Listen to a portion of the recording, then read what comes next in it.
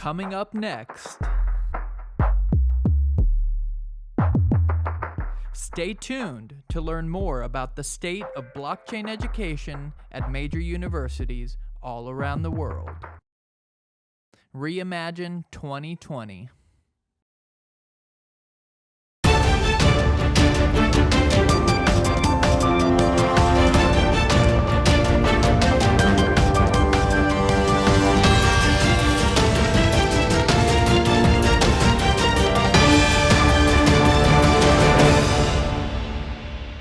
So, hi everybody. I hope wherever you're tuning in from, you're staying safe and well in these crazy times. My name is Christian Hasker. I'm the Chief Marketing Officer at Hedera Hashgraph.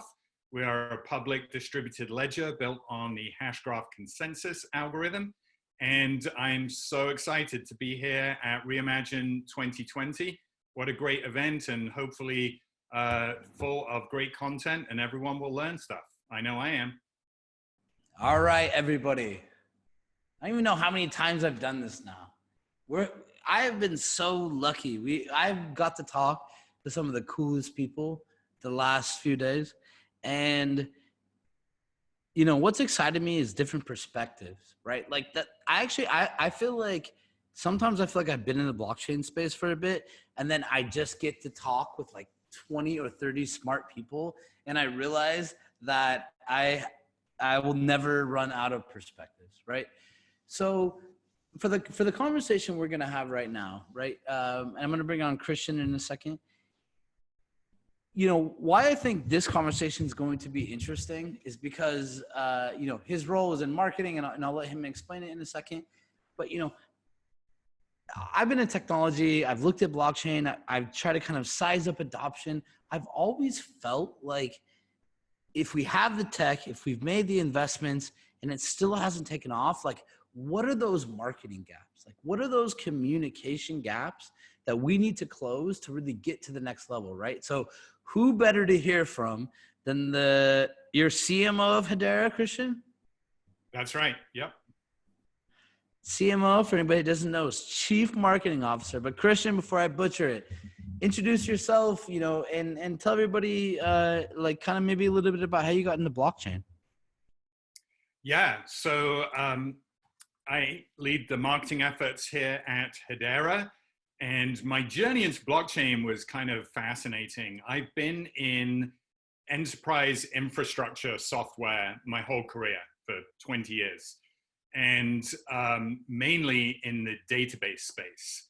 So early on, I was in relational databases, Oracle, SQL Server, Postgres, and the MySQL with the open source movement.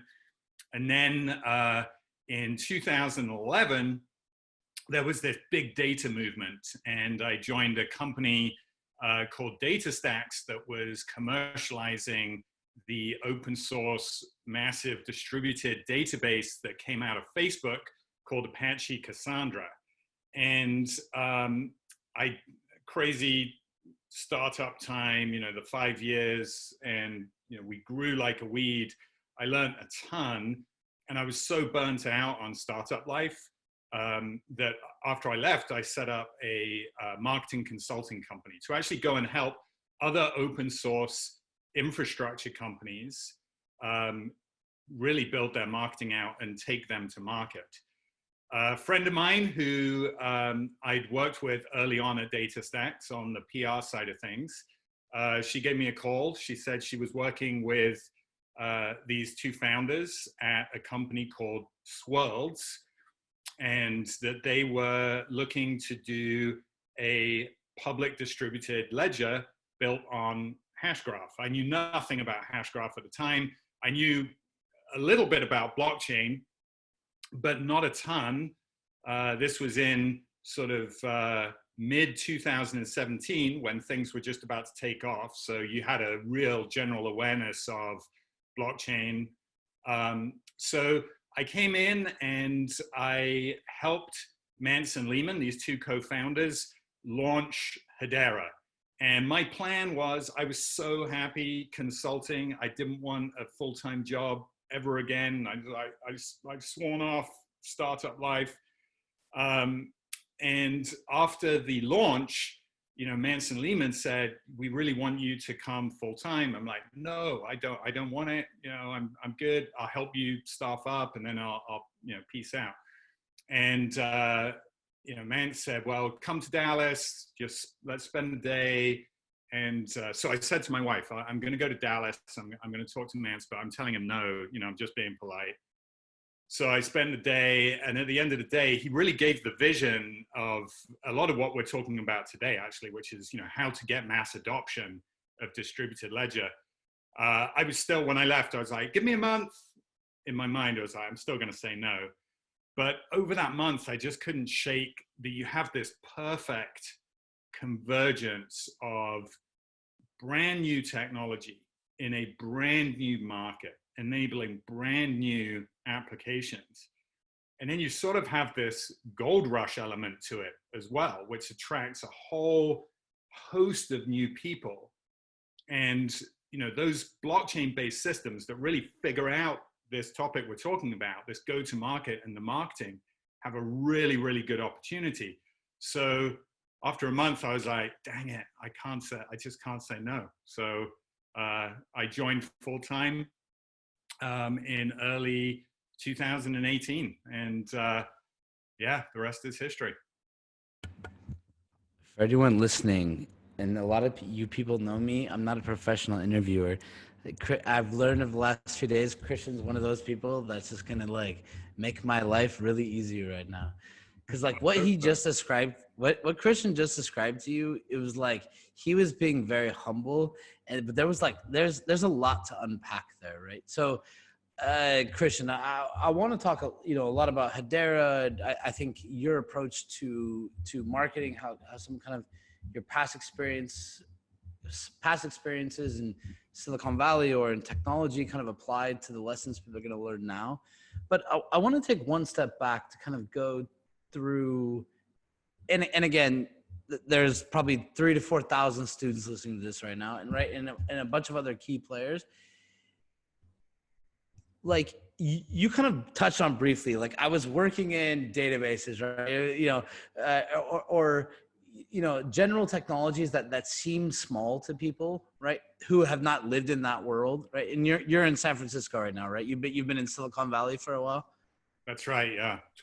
20 years. It's flown by.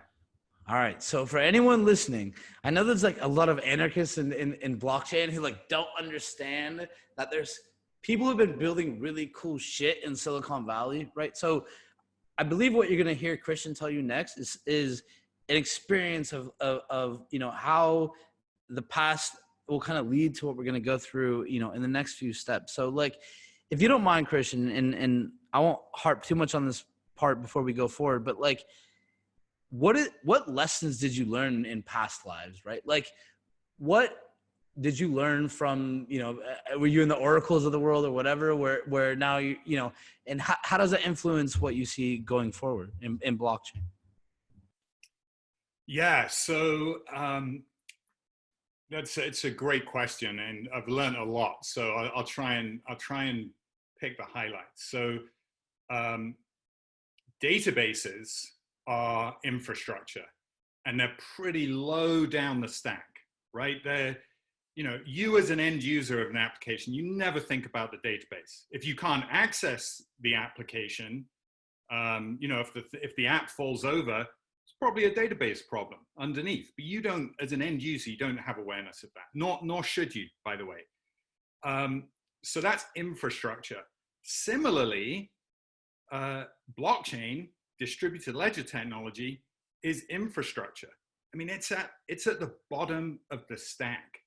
So if you took away the gold rush element from blockchain, no one would be that excited right now because it's really low down the stack. How it becomes really exciting is not just the infrastructure. It's what the infrastructure enables. What are the applications? So you've got a bunch of students watching right now. What are the applications that you can build on this amazing infrastructure? Forget about what blockchain platform you pick, right? They all have some advantages and disadvantages, and I'm not going to pitch, our stuff in right now, but wait, hang on. I don't want to interrupt him, but for everybody listening, this is why you want to listen to Christian, right? He just had a choice. He was like, I could hawk our own product, or I'm going to talk to you in the abstract, like straight to the core of like, don't worry about blockchain. Here's how I would think about it, right? So I'll kick it back to you, but I think it's an important point.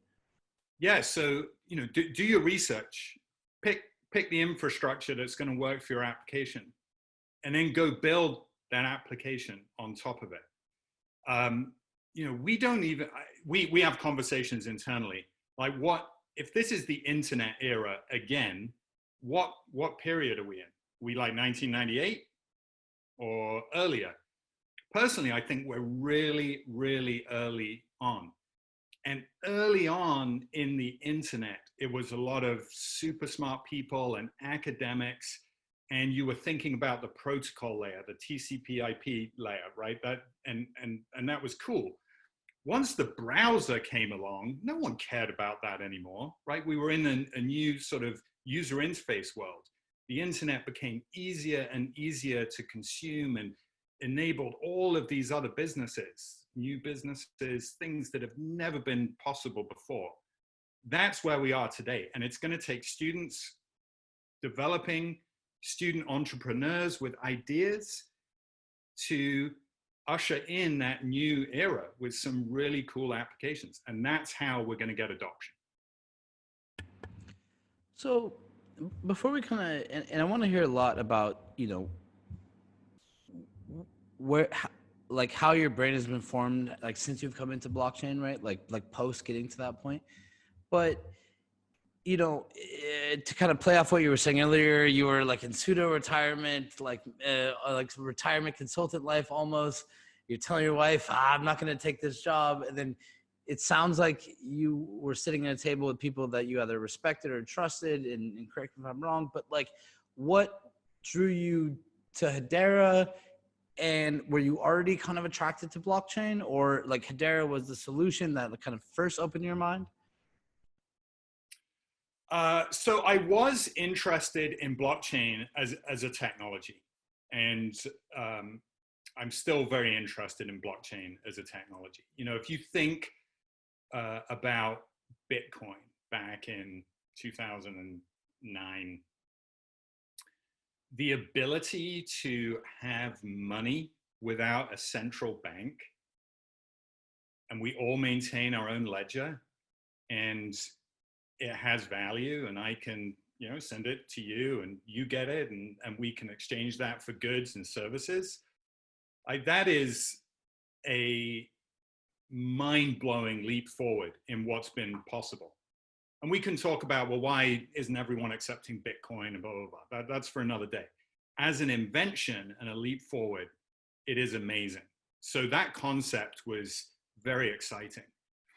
I came from Apache Cassandra, which is a distributed database. So Facebook developed Cassandra to handle their massive volume of search on the Facebook platform as they were growing. They built this database from scratch and open sourced it.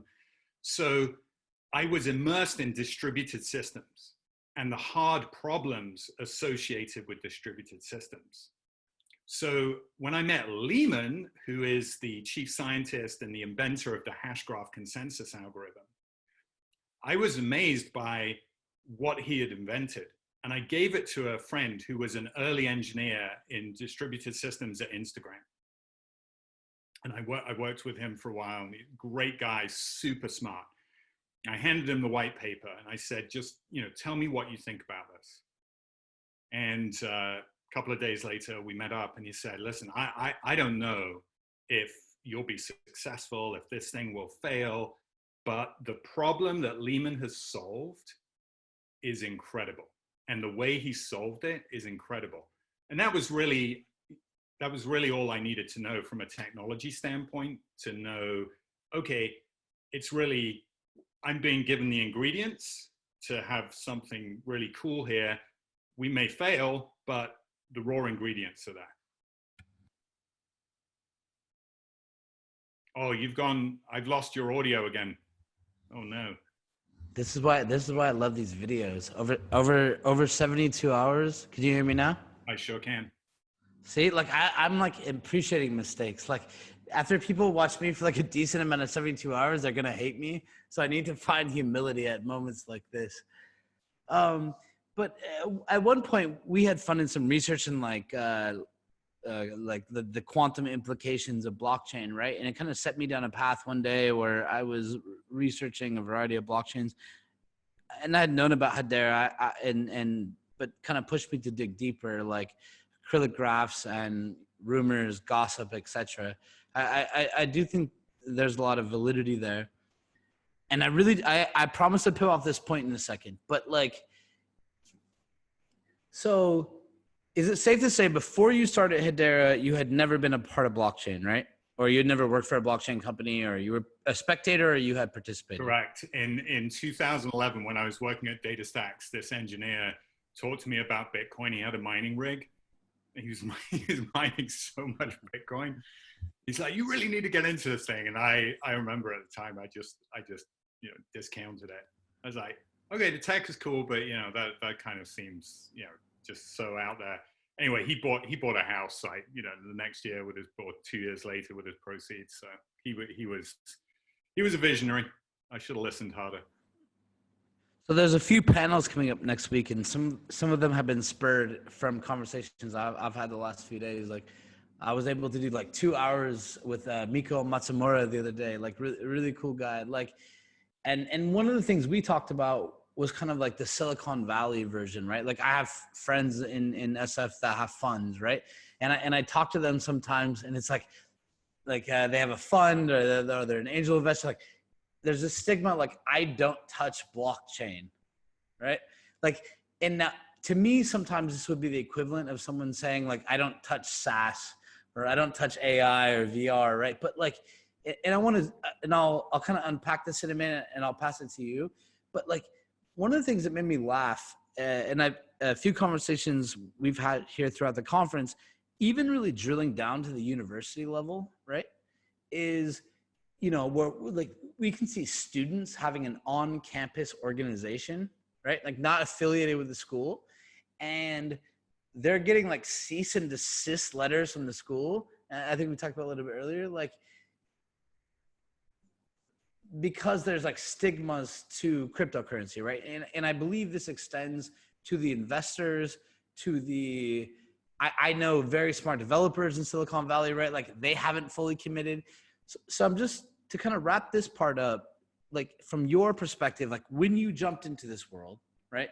And coming from like a seasoned tech world, when you first saw it from a marketing perspective, like what were your original thoughts? Were people trying to dissuade you from going into it? Did you have hesitations? And then like, what did you learn over the next few months? Yeah, that's a great question. So what I'll say briefly is, if you go to the early days of the internet, there was some bad stuff. These leap forwards in technology attract people and organizations that no doubt are trying to figure out technology for less than savory purposes. So let's set that to one side. The fascinating thing with blockchain is because you have this financial incentive as well, it's really attracting an element into infrastructure technology that just wouldn't normally care about it. And that brings a whole host of both challenges and opportunities, because those people that were early to see the potential of cryptocurrencies can be some of the best evangelists for technology, even though they're not developers and really understand the ins and outs of what the technology does or how to build on it. That's okay. They're visionary, they're passionate. So I think I wasn't concerned about getting into this space, because as part of the pitch that I had from Mint, he was like, we're going to do everything regulatory compliant. We're going to do everything the right way. You know, we're not going to, you know, when you look across the space of public ledgers, you see some companies that do, and not to knock anyone. I think you have to do what you need to do for your own platform, but you have people that are paying influencers to promote the platform and things like that, that we just don't do. We want our technology to really succeed based on what people are building on it, rather than the technology itself. So I wasn't very concerned about it. And I'd say since I got into it, it's really changed rapidly as well. So, you know, this week, I forget what weeks we're in, but, you know, some week recently, Andreessen Horowitz raised a $500 million fund, their second fund, right? In Silicon Valley, people, and if you don't know, that fund is just to invest in blockchain-based applications and startups. So that kind of money, VC firms in Silicon Valley, they love money, right? They want the next return. In a year's time from now, 18 months time from now, every VC company in the Valley is going to have a blockchain arm or an investment fund dedicated to it.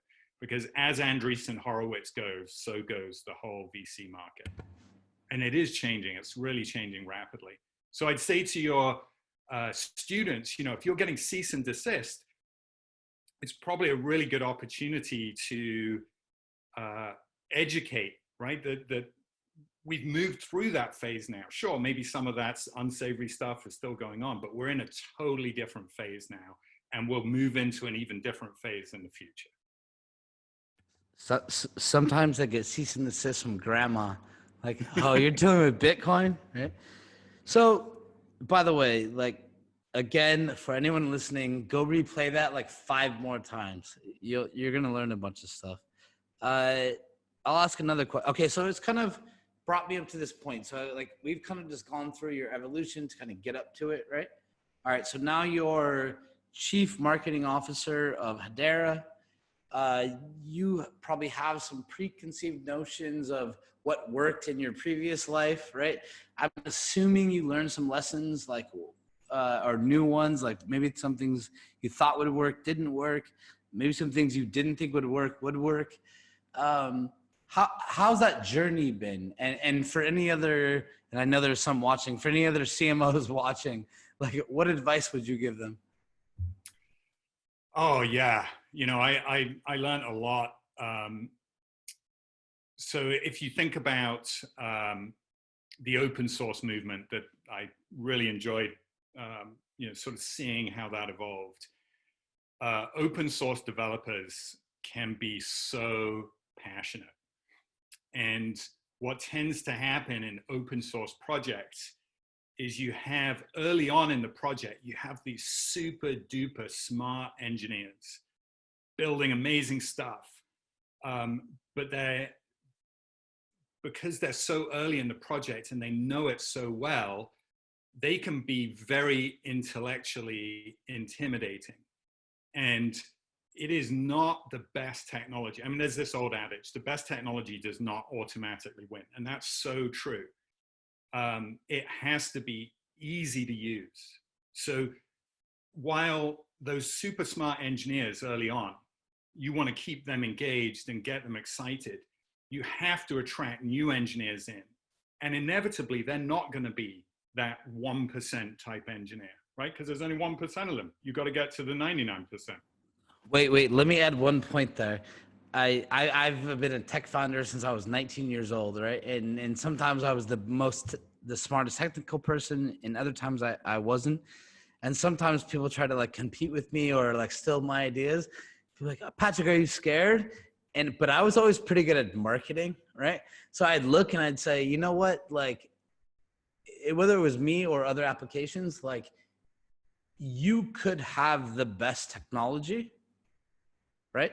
But if it's in a vacuum, if no one has ever heard of your amazingly great technology that is the world-changing, revolutionary, in some senses, you might assume it doesn't exist, right? And as far as a practical, you know, aspects are concerned, it basically doesn't, right? So it isn't always the smartest idea that wins. You need another element. So didn't want to interrupt you, but no, you're absolutely right. And you know, again, for your students out there, what Patrick just said about being good at marketing, you know, what is marketing at the end of the day? It's sharing something with someone else and convincing it's a good idea. That's it. So if you're technical and you're a storyteller, that's a dynamite combination. And there were very few engineers that check both of those boxes. So, you know, it's definitely worth, even as a deep tech person, trying to understand the marketing side of things as well. So you do have to figure out how to go beyond your initial core developers. And I learned that the hard way in the Cassandra space, because while it was an amazing database, solved, you know, really, really hard problems, it was also really hard to use. And we didn't make it easy enough to use until probably sort of year 4, year 5. And, you know, redoing it all over again at Hadera, making it easy for applications developers to build in their language of preference, their tools of choice, is great, because now you're not having to learn something from the ground up. You can take your existing knowledge base and apply it to this new thing. And again, for adoption, that's great. And what it does is it attracts people into your developer network who wouldn't otherwise have looked at you, because you have a great, you know, JS SDK, or you have integration with a Log4j or Logstash tool that they're using. Like these things make blockchain-based systems much easier to consume. And then just on the marketing side of things, what I also learned was, you know, I came in and you've got this enthusiast who's not technical, and I'd never had that experience before. You know, and they're so passionate. And so trying to learn, and we're still learning, by the way, and probably messing up, and, you know, but to understand how to keep them with you and keep them engaged and keep them passionate and evangelizing on your behalf, while really focusing on developers that can build out, you know, the application ecosystem. Like that's a hard tension to hold. So, all right, like, and this conversation is really intriguing me, by the way. Like, and maybe everyone will think I'm crazy later, but I think people are going to learn a lot from this. So I'm trying to get off this as quickly as possible, but I don't think we've covered it all yet. We know what kind of brought you here. We know what your thoughts were coming in. I guess my last question is like, what were the specific marketing or business complications? Again, like I say, like, blockchain isn't just a technology. It's like this technology, like, also bolted with like regulations where like banks are scared, right? And it's like Mark, you haven't seen Mark Zuckerberg embarrassed until he created Libra, right? And I'll remember the day, like a bunch of news articles reach out to me to write something about it, right? And I was pissed. I turned on the TV, and it was like I caught in 15 seconds of Libra, Zuckerberg being in front of Congress.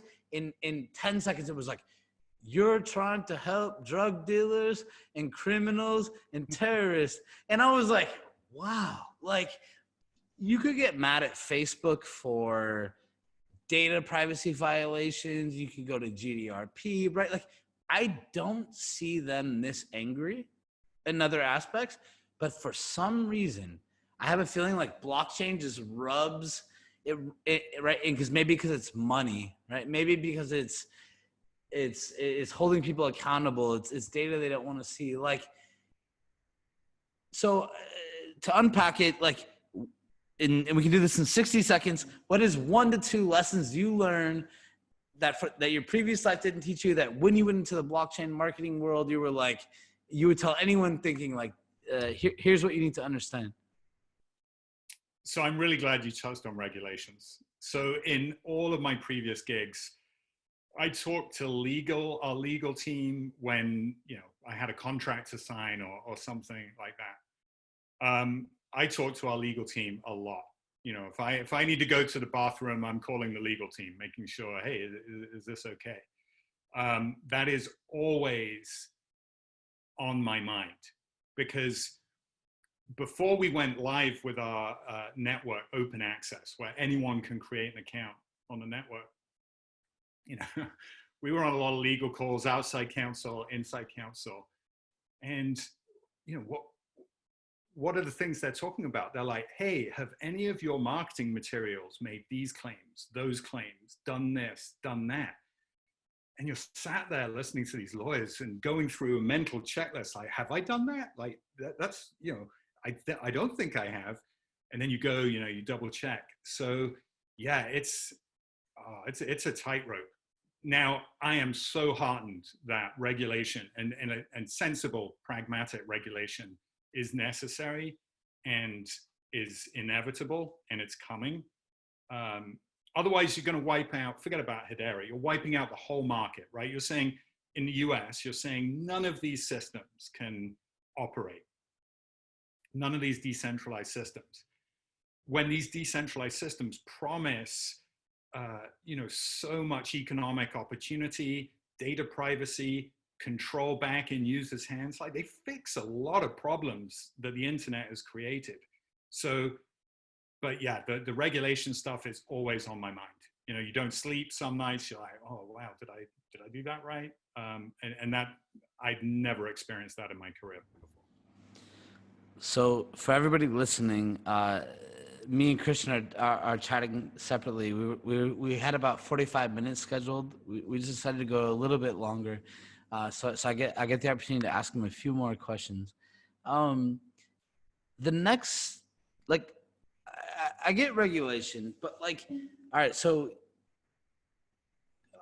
I guess I'll unpack like my thoughts on Hadera, right? Like when I heard of Hadera, it was like this godsend of crypto, right? Like it was like one of the hottest projects.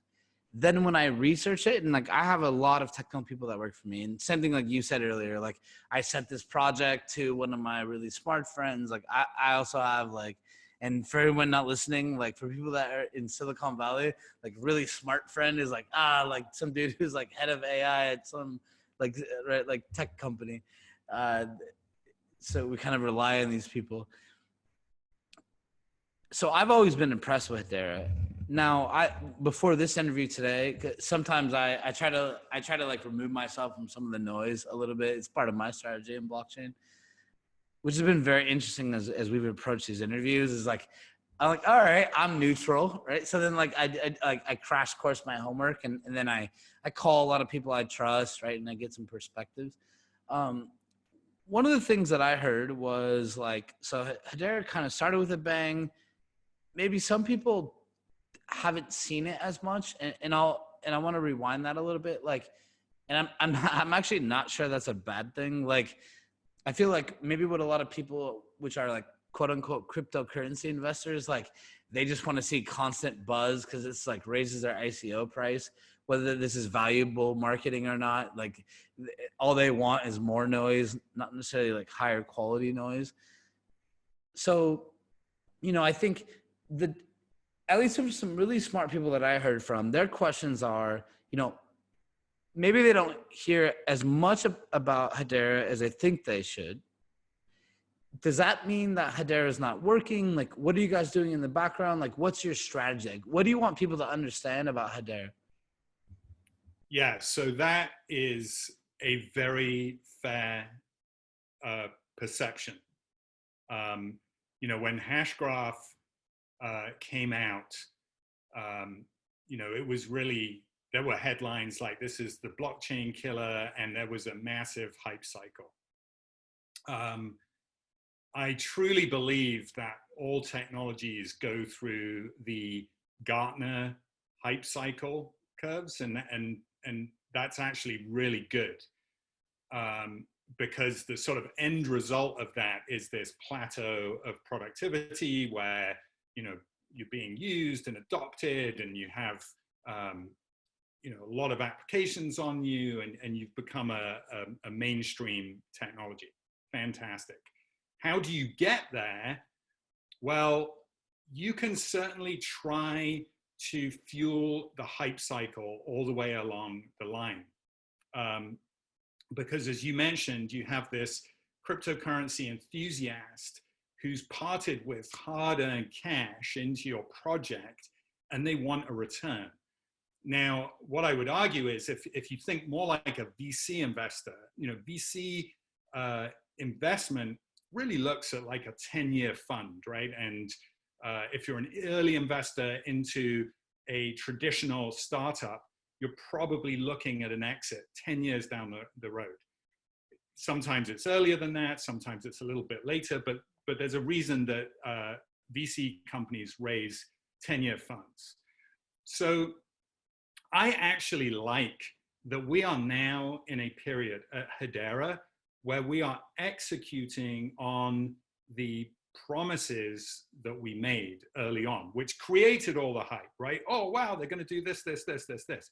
We're actually executing on recruiting these incredible companies to form decentralized governance, which will ensure ongoing decentralized governance of the platform. That's so important. Yeah, shoot. So, and you guys can't see me while I'm talking to Christian, but I just give him a thumbs up. I'm like, hey, like you're making a really good point. And I had a feeling, right? Like when I heard Christian was from Silicon Valley, when I can kind of hear a bit about his experience. And I feel like for myself, when I first came into blockchain, right, I'm coming out of like the traditional tech world where I'm saying like, you can't walk into a VC's office, right, and be like, give me $20 million unaccounted for, right? And like, I don't really have anything, but I have a white paper. Right? Like, this was never real, right? So like, when I kind of prompted you before to say like, I think sometimes people were doing just whatever marketing to get the noise out there, right? So I feel like when I was considerate of when I'm listening to my friends say, maybe I haven't heard enough about Hadera, but I'm also consciously saying, all right, but are you also just looking for static noise? Because if you are, I don't necessarily think that's relevant, right? And when I looked at you guys as a company, I'm like, this is not a small idea, right? This is not a garage hackathon, right? Like they're approaching this very professionally, right? So like, I just assume that like, and we'll get to this later, I think it's like, there's probably a lot of shit you guys are doing behind the scenes that people might not be aware of, right? So I'll pivot back to you, but what Christian just hit on, which is very important, and what I want everybody to understand listening to this, and we don't know the final numbers.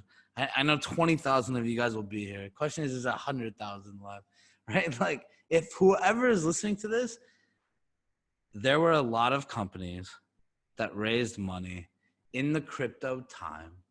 They raised them under ICOs. The paperwork was very shitty.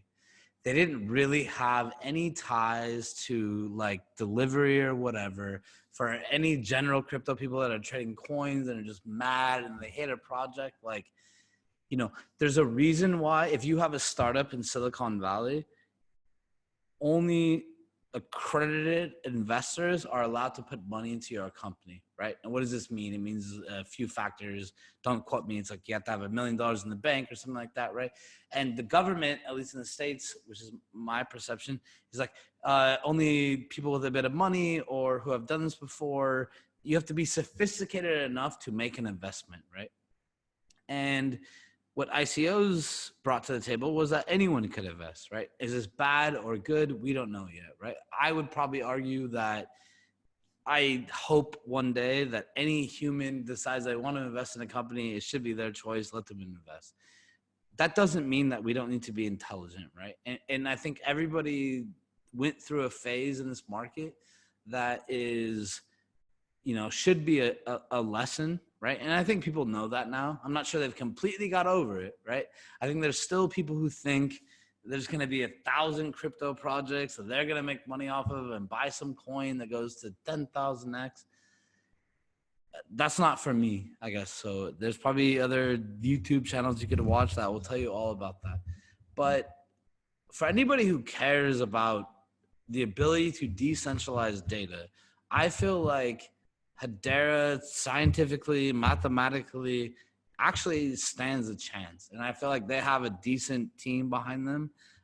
Since I've gotten to talk to Christian, I'm enjoying this. I know for a fact there's smart people on your team. So like, not to interrupt you there, but so. No, you brought up so many points, actually. And, as you were talking, here's the crazy thing. So, I talked earlier about traditional VC.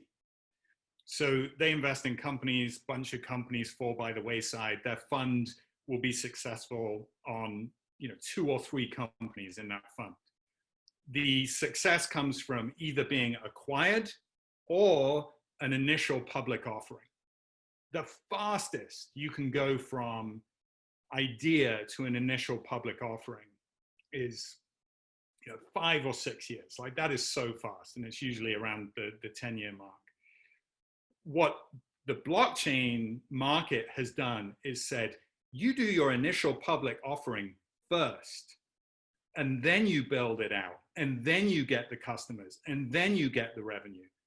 And that, if you think about it like that, that is crazy, right? That is crazy. And obviously, but let's be honest. Like, is it still going on, or did it end? Is the party over? I think it ended. Maybe it'll come back, but I think it's ended. I don't think we'll see those days again. What do you think, Patrick? I think for fun sometimes. Like, I have a lot of partners and like a lot of people who are like pretty rich from cryptocurrency and do a lot of things, right? And like sometimes, like, for fun, I'll sit in a room with 10 people and I'll just open Coin Market Cap and I'll just start. Okay, I'm picking coin number 37. Have you ever heard of like Matrix? And I'm making this up. Have you ever heard of Matrix, Neon, Neo, Pokemon coin? And I watch everyone just like freeze, right? And I do this for fun. Like,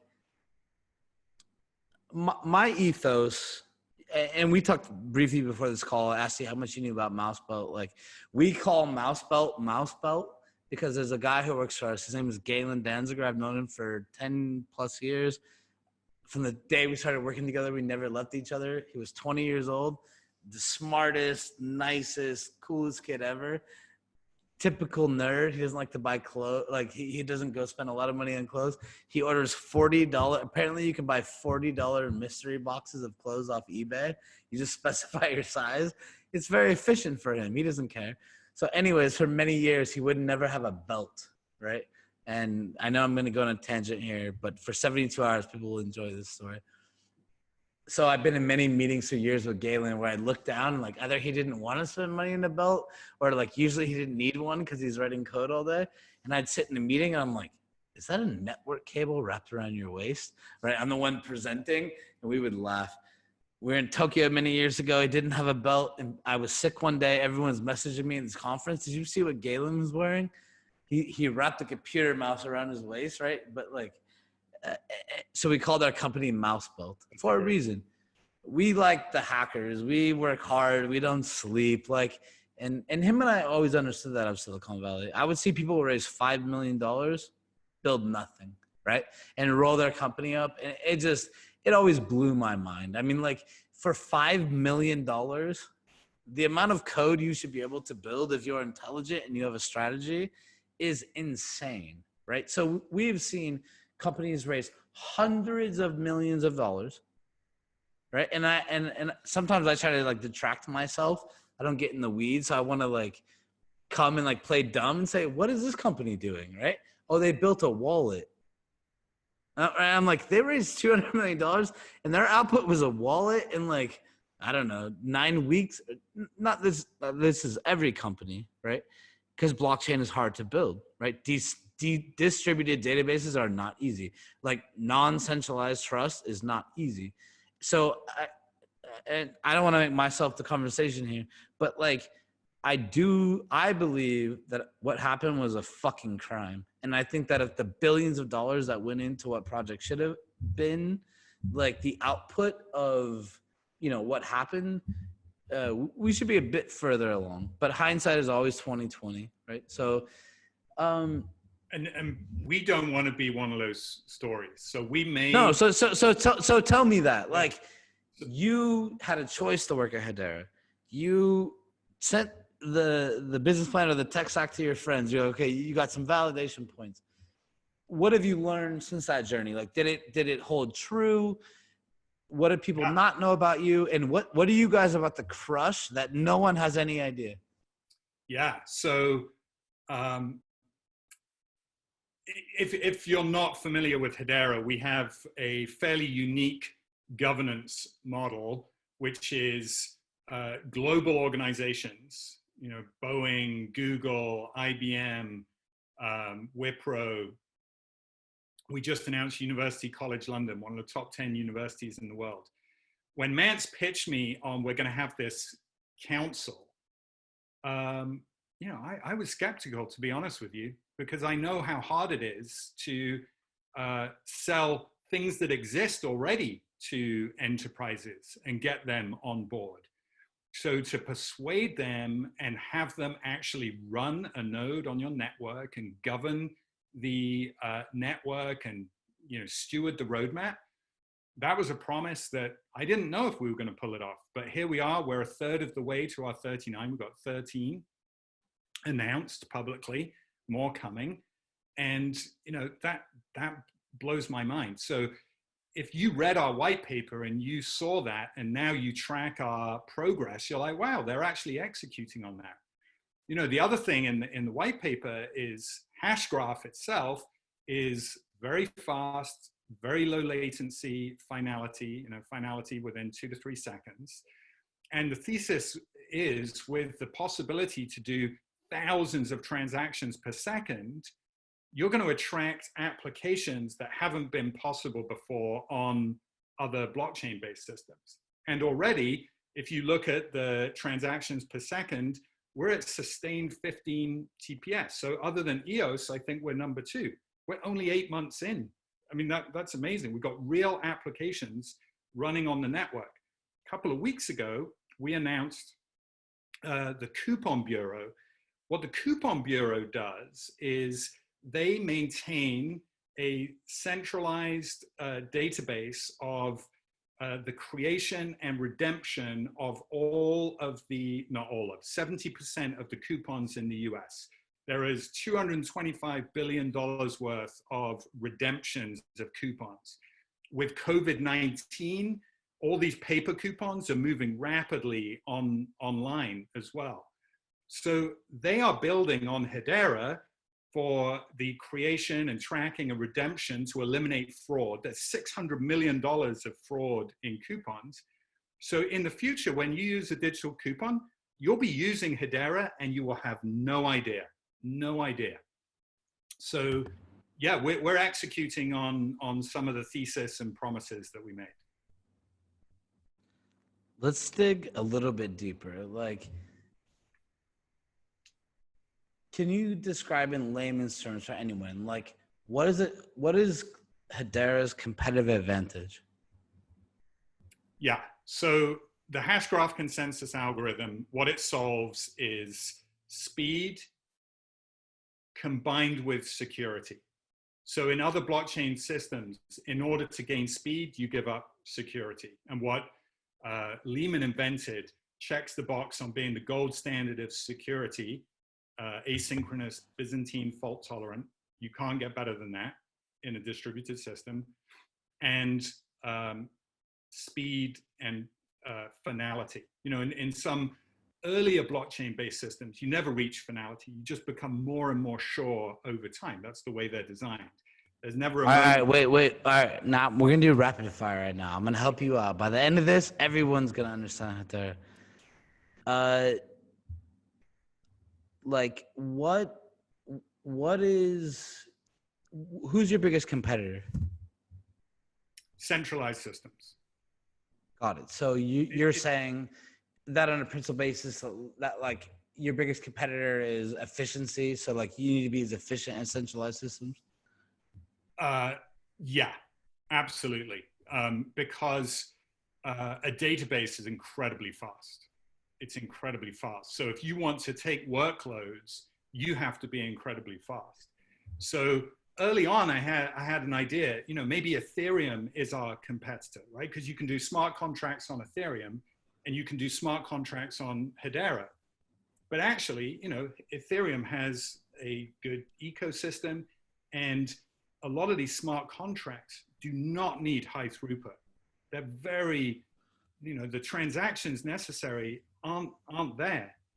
So when you go over to the centralized world, enterprises need transactions. That's what they need, high throughput.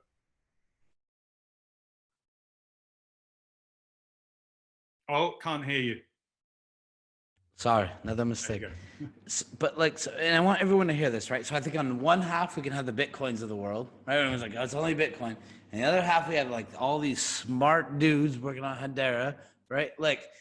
So is Hedera trying to be Bitcoin, or you guys are trying to serve the enterprise institutional? They want to deploy blockchain in a fast and efficient way. Like, how would you describe that? This is not a zero-sum game. It really isn't. There isn't one winner take all in this market. There really isn't. There is going to be the right tool for the right job. And that's why I said early on, think about your application and its requirements, and then pick the system that's going to fit those requirements. And, you talked about going to like coin market cap 37th and it's blah, blah coin. It takes, do some research, right? What is it? What is it doing? What's it trying to solve? And what we're trying to solve is high throughput, low latency applications with decentralized trust. So our differentiator is that we have the Hedera consensus service. Let's say you have a centralized application. You don't need to rewrite that application from scratch. You can add decentralized trust to that existing centralized application. Let's say you have a private permission network built on Hyperledger Fabric, and you want to add decentralized trust and fair ordering of those transactions in a public network. You can add that without having to rewrite a line of code. That's where we're headed. Got it. So, and I want to be clear to everyone, because I do think sometimes there's so many blockchains and everyone's promising so many things. It's like this IoT blockchain and this other one, maybe this one's fintech or da-da-da-da, right? And I truly believe that if I go ask people, they legitimately basically know nothing about what every company is doing, right? And sometimes I feel lucky to be able to have conversations like this, right? Where I'm like, I can actually leave this knowing what Hedera cares about, right? So, and I don't know. So now I want to ask. I want to know. Hopefully, maybe other people do as well. So, what is your guys' goal? Are you guys going after enterprise? What is your purpose? Who are you trying to make happy? Yeah. So, we're very fortunate to have these great companies as part of our governance council. So we have that enterprise play. Enterprises, as you know, they move slowly and deliberately. They're not startups. So our goal is to satisfy enterprises and solve their real business problems. And, they have centralized systems that could benefit from trust. Most centralized systems have to have some sort of auditing capability, right? You do an export, someone audits it. It's very manual. It takes a long time. If you can plug in an auditable, decentralized system, then you're sort of checking the box on that. You're reducing time to market, all those great things that enterprises care about. On the other side, we have to attract entrepreneurial startups because they move fast and they have the next great ideas. The company that I used to work at, the database company, there was one application that early on that made us super successful. That application was Netflix. And Netflix needed to solve a really hard database problem. And it was when you go into Netflix and you have your queue, they needed to make sure that your recommendation engine was always available, that your queue, your product queue, when you've added things into it, is always available. And that was a really hard problem. They solved it with Apache Cassandra, and Netflix put us on the map. Today, they were a startup when they picked, now we think, oh, whoa, 180 million users. We can't live during quarantine without Netflix. But that wasn't always the case. Watching this today is someone with an amazing idea. And maybe that amazing idea is more suited for a different blockchain-based system. But if it requires high throughput, high security, low latency, then you should look at Hadera and build it on Hadera. And that's, that gets me so excited, really, attracting startup companies. And who knows which ones are going to be successful? You don't. So you got to get as many building as possible. Again, for anyone listening, I don't know at what point you're coming into this conversation. Like, we're going for 72 hours live, right? Like, I'm lucky, like, to be able to be in this conversation is a benefit, right? Like, I care about blockchain, and you probably should replay this conversation like 1 or 2 times. Like, Christian has insight, right? One of the things you were just saying about Netflix made me laugh. Like, I always say, like, Microsoft Silverlight powered like a large portion of Netflix at the time. Like, they made it really easy for streaming. I've heard people talk shit later in life on Silverlight, and I'm like, that's very interesting, because like, I know for a fact it like made Netflix, right? And people don't understand. And you mentioned earlier, right? Like, sometimes blockchain gets the comparison to the internet, right? Where sometimes we might understand it more as like TCP IP, right? Like,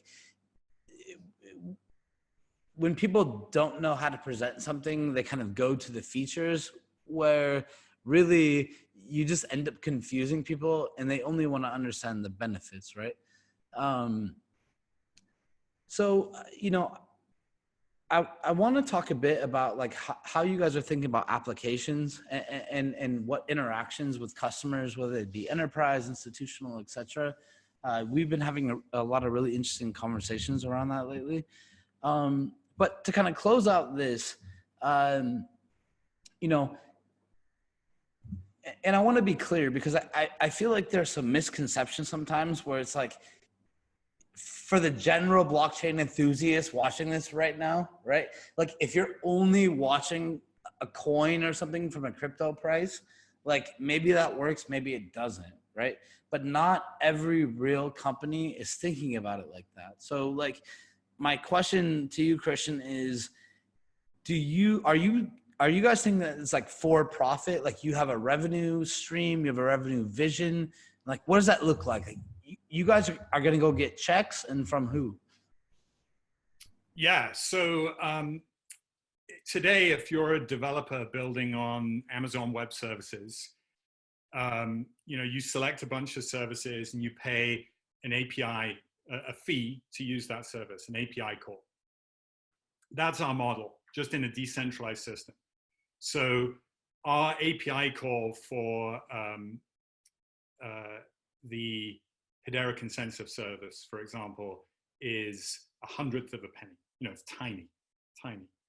And it's fixed in dollars because enterprises need certainty about cost. So we peg our API call to dollars, so you always know what you're paying. It doesn't go up and down. So in order to generate revenue off of that model, you have to do a lot of transactions per second. At 1,500 transactions per second, we'll be cash flow neutral, and then from there up. And when you start to talk about 1,500 transactions per second, there's no blockchain in the market doing anywhere close to that today. Nowhere close. We're at 15 TPS 8 months in and doing great. So you can see the journey we're on. But there's no doubt in my mind that we'll get there. So our coin, HBAR, has 2 purposes. One is to pay for the API calls.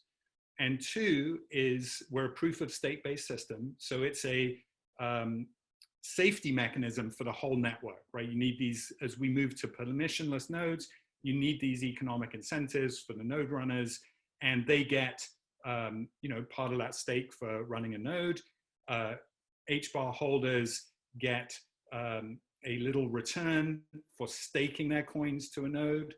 So we have 2 purposes for those coins. And as Hedera, we take a tiny, tiny, tiny fraction of the fees paid out to, as profit to fuel the business. But if I can ask, like who are your customers? Like boil it down, like one sentence, like who's your customer? Like who's the first customer you're going to go after? So the Coupon Bureau is a great example. They have a real business problem. But would you put that into a subset? I mean, like not like this specific example, but like what vertical like are you guys aiming at?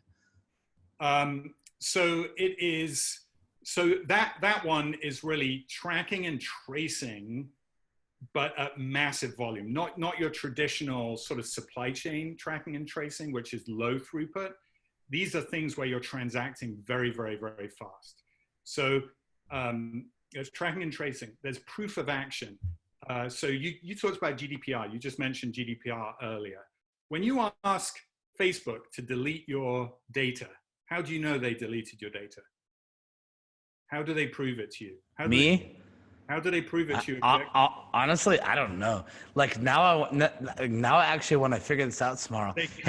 Hey, for anyone watching this, go to ri2020.io, enter, fill out something on the contact form. The first person that sends us the correct answer, I will send $100 in HBAR, right? I'll buy $100. I'm going to send it to someone. There you go. But so, how? Well, they can't. They can only tell you they deleted it. You can't query their centralized database and see that they deleted it. They wouldn't let you do that. So you have to trust them.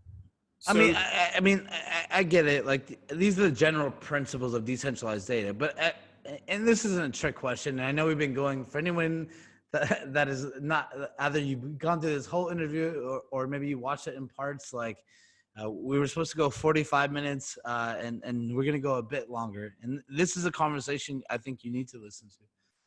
But there's one point I want to pivot to, but I want to rephrase this question one more time. Like, just very simply, because I really believe like people have a hard time understanding in the same way you would apply to Silicon Valley terms. Like imagine you were going into a VC's office and they're like, who's your target customer, right? Like who's Hedera's target customer? So anytime you have to, for a high throughput application, rely on a third-party auditor, that's our market. That's our market. So take the Facebook example. If they use Hedera Consensus Service, you can query our network and see that they deleted it. You got a hash. That's provable in court. All right. Now the next thing, like I want to know, and for anyone watching, right? For any student who wants to create a startup or like, general person with a company, how are you guys thinking about approaching these different entities, right? And part of my question is like, which entities are you trying to take into consideration, right? Like, are you trying to talk to governments? So there's all of these, all these regulatory aspects you're thinking about. Are you trying to talk to banks? Or, how are you guys thinking about it? And how are you approaching? We start with our council members. So our council members, as I said, they run a node on the network, but they're interested in the tech, right? To solve real business problems. Enterprises do proof of concepts, POCs, all the time on new technologies.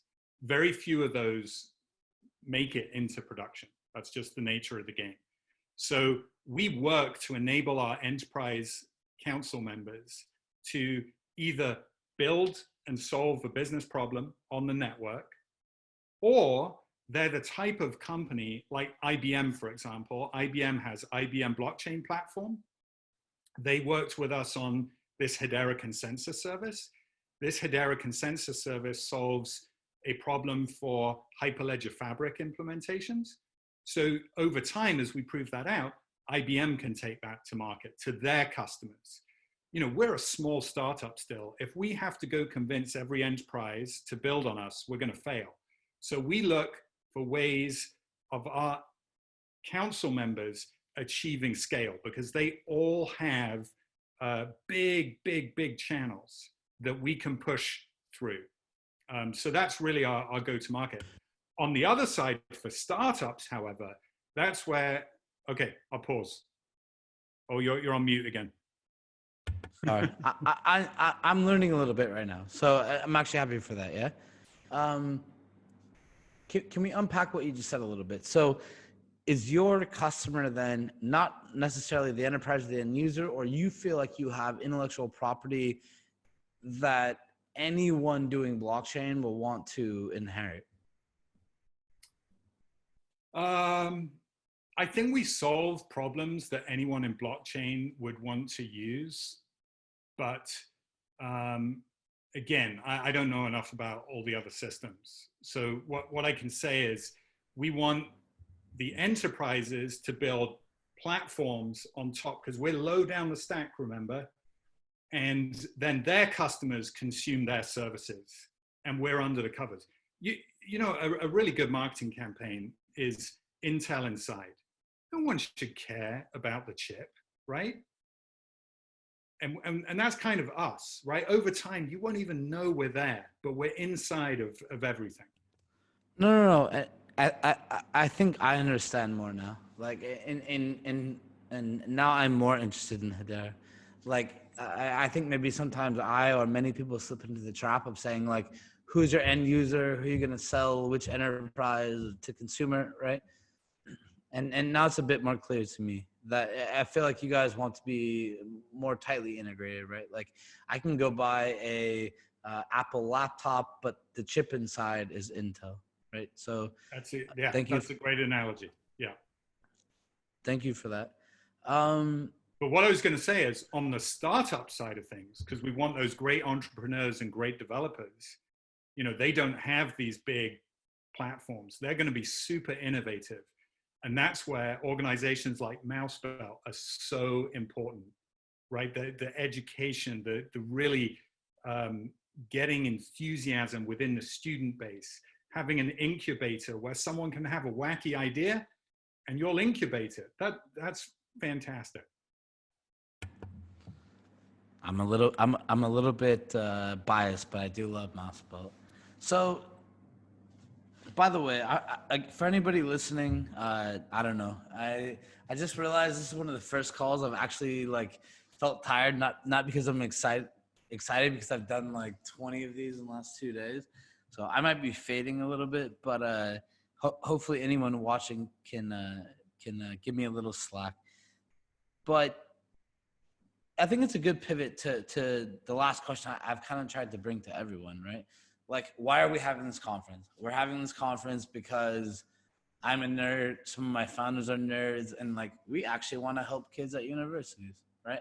And all of their conferences got canceled. We didn't charge anyone a single dollar for tickets for this or anything else. We're about to launch a hackathon tomorrow, like many other things, right? Like, and we're helping Hadera on one as well. And by the way, for anybody watching, we'll put it here in the bottom, the graphics, but the Hedera is throwing a hackathon. I'll let Christian talk about it here at the end. We're trying to support it as well. But we'll put some thoughts down there. Keep an eye on it. And for any other hackathons or events Hedera is doing. But leading to my last question is, you know, for all of the students watching right now, right? And for the ones that are not pessimistic about the market, right? Like they're 19, 20, 21 years old. They don't have a 10-year career in blockchain. You know, they just want to build applications and they think they don't see any reason why they should not be decentralized. What would you tell them? Like if you're in school right now, like how would you think about it? And, you know, how can they interact with Hadera? Like how is Hadera trying to help them on that path? Yeah, so we're living in fascinating times right now, and we're living in a time where trust in our institutions is being eroded, and you know, trust in different organizations has been eroded, and you know, just looking at my kids, they have very low trust quotient, and trust is the problem that all blockchain systems are designed to amplify. I'm not saying that, you know, that they're solving it, but it is a big problem in the internet world. And if I were at college today, I would be looking at blockchain to get in. It's still so early, so early. There aren't these thousands of mainstream applications. So again, do your research, have an idea, pick your platform, and start building. And then organizations like MouseBelt are there to help you. And if you have a good idea, Patrick just talked about our hackathon. So it's hedera20.com, 20.com. We've got 600 developers already building on it. The MouseBelt challenge is so cool. They're offering mentorship and incubator for a challenge around actually using Apache Kafka, which is a distributed streaming message queue, to integrate that with Hedera Consensus Service, which is a super cool challenge. Oh, you're on mute again. Our CTO, Galen, like one of my best friends, like we've been building something where we were seeing the opportunities in Kafka and we were realizing it. And for anyone listening, like if you understand why this conference is going on, like if you don't know anything about me, like I'm pretty busy, but I'm going to set up like every day this week in a random time zone and talk to like 60 people, right? Why am I doing this? A good example is the Hedera Hackathon. We had a really good idea internally. And at one point, because I had never talked to Christian before, I was a little disconnected. This is the first time Christian and I talked. Like now we're going to be friends, right? But like Galen, our CTO, told me the idea and I was like, damn, that is a really good idea. And I was like, really good idea. I was like, maybe we should hold it for ourselves. I swear to you, for 1 second I sat there and I was like, maybe we should hold that one for ourselves. But the end, after deliberation between 2 or 3 people, and I probably had the final say, I was like, whatever. Like, we will not get anywhere unless we collaborate, right? Like, whether it's open source, this, and one thing I always try to tell people after seeing decent parts of blockchain integrations, this is not easy, right? And I think a lot of people have bought coins and they think they're technology analysts now. They don't necessarily know what they're talking about. Like there's a lot, we talked earlier about a lot of noise. Like yes, there's a lot of noise. Yes, there's a lot of haters. I'm pretty sure most people don't really know what to be mad at. You kind of have some philosophical divides between blockchain, but like as far as real technology, there's a big argument for everyone to just stop wasting time and build it, right? So go check out the Hedera Hackathon, right? And there's a really good challenge right now. I know that for a fact. All right, dude. I feel like we could do this for another hour. Yeah, I've really enjoyed it, Patrick. I do have to drop to another call, but this has been awesome. Thank you so much. Thank you so much for having me on. And yeah, anytime. I'll record the presentation. I'll send it over next week as well. Yeah, this has been really cool. It's been great to meet you. Awesome. Well, hey, for everybody watching, stay tuned for these 72 hours. Another amazing interview. Really appreciate Christian's time. Make sure to check out Hedera Hashgraph, their hackathons, all their initiatives. Like if you're a student looking for a platform to build on, like go check them out, right? Like they're trying to be the chip inside of a lot of blockchain. Are they going to win? I can't tell you exactly, but conversations like this, I think, go a long way towards everyone understanding it. So appreciate it again. Christian, it was very nice to talk with you. Thanks, Patrick. Stay well.